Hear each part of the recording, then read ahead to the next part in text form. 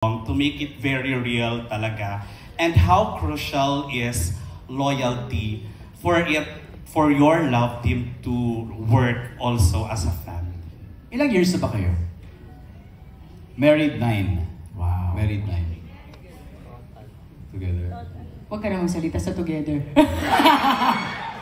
Tama. Ilan nga ba? Pa eh. Kaya nga hindi ko din makompute eh. Ilan? Ay, alam nila. Ilang years together? 11? 11. Okay. Buti pa kayo alam niyo. So, what is the secret to that longevity pagdating sa pagsasama?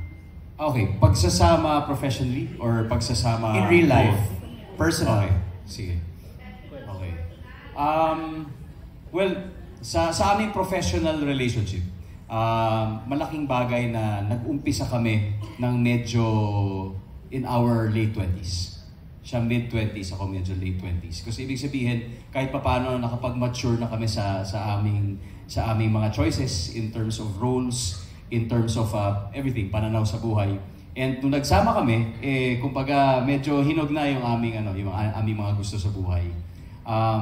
Second ay noong mga panahon na yun din yung mga malalaking milestones na nagaganap sa amin. Maraming first time na nangyari sa buhay ko. Sa kanya rin, maraming first time na nangyari sa kanya. At na-experience namin yun together. So para sa akin, na-value ko yung mga pagkakataon na yun kung saan kasama ko siya, experiencing and witnessing these milestones na never ko inakalang mangyayari sa buhay ko. And I truly treasure all these memories. Kaya siguro nung nalipat na yung aming relationship sa isang totoong relationship na panghabang buhay, nadala rin namin itong mga learnings na ito. Yung learnings sa tungkol sa pagrerespeto sa bawat isa, yung learnings sa pagbibigay ng tunay na pagmamahal. Dahil na-apply din naman namin ito sa aming trabaho eh. And isang pinakamagandang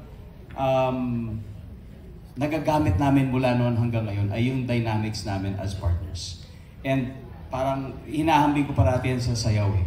Para ba siyang isang dance number parati na merong nag-give, may nagtitake, tapos with the harmony sumasayaw kayo smoothly na para bang natutunaw kayo together. And pati yun kasi na-experience namin even as co-workers. Nangyari sa amin yun at I think organically na-apply namin yun sa aming personal relationship. Hanggang ngayon bilang mag-asawa, ganun pa rin talaga kami. Thank you, Dong. Marian? Parang nasabi niya na lahat. Pang Miss Universe. Nasabi na ni Dong lahat eh. Siguro idadagdag ko lang na malaking factor din na kahit mataas man o mababa, tagumpay man o hindi tagumpay, nandiyan kayo para sa isa't isa. Kung anong pagkukulang ng isa, pupunan mo. Hindi kasi parehas kailangan isa lang ang nasa pedestal. Kailangan dalawa kayong nagtutulungan para makamit yung pangarap nyo. At makakamit mo yung pangarap na yun kung nandiyan nga yung love, respect, give and take, at ang mahalaga niyan, parehas kayo ng faith na isa lang yung patutunguhan nyo at alam naming dalawa na hindi kami magiging ganito katatag kung wala yung nasa taas. So palagi kami doon. No matter what happen, ano man mangyari sa buhay namin, ibigay man lahat ng biyaya sa amin, lahat yan ibabalik namin sa taas kasi lahat binigay niya sa amin.